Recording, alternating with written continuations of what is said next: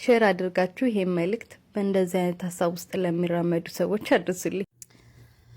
አህላን ወሳህላን ያ በናት ይዝችን የልጅ ቪዲዮ ሼር አድርገው ሊገባሁና አየሁት ማለት ነው። ሳየው እዚህ ቪዲዮ ላይ ይህንን ኮሜንት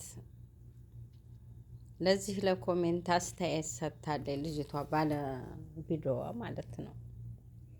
ልጅቷ እጇ ተቆርጧል። ይገርማቸዋል። ጸሐፊዋ ግን እንዴት አልዘገነናትም? ባለመኮሜንቷ እንዴት አልከበደሽም ነው መደውንቱ። ሃይማኖት አለሽ አይከብድም? ምን አይነት ወንጀል ሰርተሽ ነው እጅሽን የተቆረጠው? አታለቃቅሽብን ብላታለች። ወይኔ ምን አሳወቀሽ አንቺስ? በዛች ኮሜንቷን በጻፍሽባት ጣትሽ ወደው በደቂቃ እኮ መቁረጥ ይችላል። ታውቂያለሽ?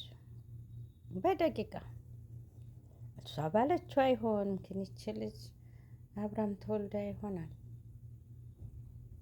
ካደገችም ይሆናል፣ ህፃንም ሁና ይሆናል። ወንጀል የሚባለውን ሳታውቀው ምን አሳወቀሻ? ስለም ወንጀል ሰርታ ይሆን አልሰራች ይሆን? ለምንስ እንደቆረጣት ታውቂያለሽ? ወንጀል ሰርታም ላይሆን እኮ ይችላል። ወንጀልስ ብትሰራ አላህ ቢወዳትና ለምን አላልሽም? ለምን እንደዚህ አላልሽም? አላህ የሚወደውን ሰው ነው መቼም የሚቀጣው አይደል? የማይወደውንማ እንዳንቺ መናር ምንድን ነው የሚባለው? ጋጠወጥ ይሆናል። ይተዋል። አዱንያ ላይ ይተዋል። ዋላ በጤና አይኮረኩመው፣ ዋላ በድህነት፣ ዋላ በብሶት፣ ዋላ በምን። ለምን አላህ እንዳታቂ እንደዚህ ማለት ነው። ሱብሃንአላህ። አልቀፈፈሽም ግን አልከበደሽም? እንደው በህይወት ካለሽ ይችን ልጅ ይቅርታ በያት፣ አፉ በይኝ በያት። ወላሂ ለአዚም አታቂም አንቺ ወይ የምትወልጂው ልጅ ወይ በራስሽ ጤና ላይ መጣና እንደሷ እንደጅሽን ያሰጣሽ አታቂም። በደቂቃ ሁሉ ነገር ይቀየራል። አላህ ስራው የሱ ስራው። ሰማይና መሬትን የዘረጋ ጌታ ምን ይቸግረዋል ብለሽ ነው? ምን ይከብደዋል እሱ?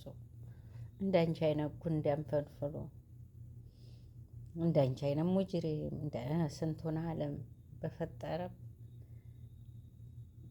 ምን ይቸግራል? በደቂቃ እጅሽን ቆርጦ ያሳየሽ። ወይኔ ግን እኔ ዘገነነኝ ወላሂ። የምለውንም አላውቅም። ኮሜንቱን እንዳየሁት ነው ወደው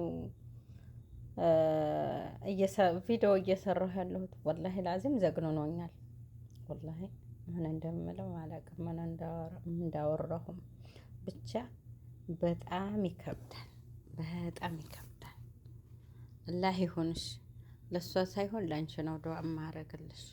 ለምን የሚመጣውን ነገር እንድትቀበይ በዚች በጻፍሽባት ጣትሽ በላ ነው የምታመጭው።